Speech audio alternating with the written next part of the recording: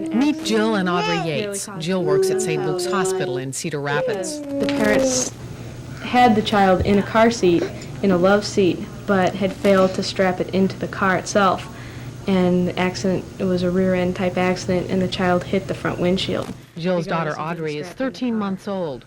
When you see a child like Audrey, it's hard to imagine why there is a need for such a law. I think it's just being lax. You know, it takes a little bit of extra time. It's the attitude of people saying, well, this is never going to happen to me. Everyone seems to have that kind of an attitude when you're talking about personal injury or whatever. Some say the law is just one more example of Big Brother breathing down our necks, while others call it an act of love. You know, children aren't able to make their own decisions. Adults will jump in a car and they'll run down to the store and they won't put their seatbelt on. However, you know, history shows us that most of our accidents occur, 10 miles from home.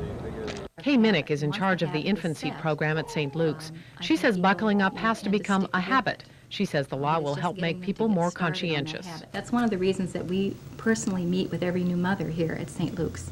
Go in and talk to them at their bedside and try to give them the advantages and get them started so that baby goes home from the hospital on their first automobile trip in a car seat. Enforcing the law is another matter. Police officers can't pull someone over without what they call probable cause. That means they must be fairly sure a law is being violated. In the first place, knowing the age of the children in the car, this law only goes to children who are up to 6 years of age. So just seeing a child unbelted in the car doesn't necessarily mean there's a violation. Legislators aren't the only ones behind the push to buckle up. General Motors is offering its customers $10,000 life insurance policies with all 1985 cars. If you're in a fatal car accident and you have the seatbelt on and you're fatally injured, then the $10,000 policy comes into effect. But the seatbelt has to be on.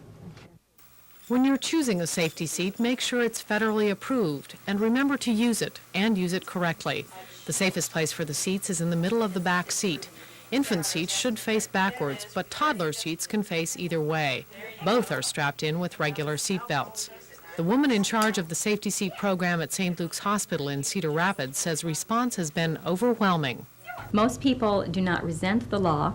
They seem almost thankful that we forced them into this type of thing of restraining the child. But we have rented almost 60 toddler seats since the 1st of January and have rented almost 50 of the infant seats. And this is probably twice as many as we've rented in a month's time prior to the law going into effect. State Patrolman Jerry Feldhofer says if everyone complied, make our job much, much easier. Last year in the state of Iowa, I believe it was of the 430 that were killed, only 5 were wearing seatbelts. So with the seatbelts in use, the figure would be very low, and our figures were very good for last year.